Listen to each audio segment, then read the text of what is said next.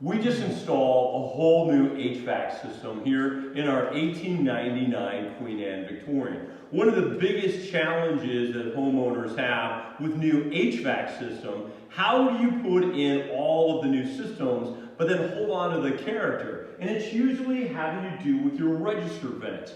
And the old ones were scaled very different than new systems that require a variety of sizes for the optimum efficiency. So we found a company that does incredible reproductions, not only in the look, but the actual feel as well. The weight of these things is incredible. And the benefit?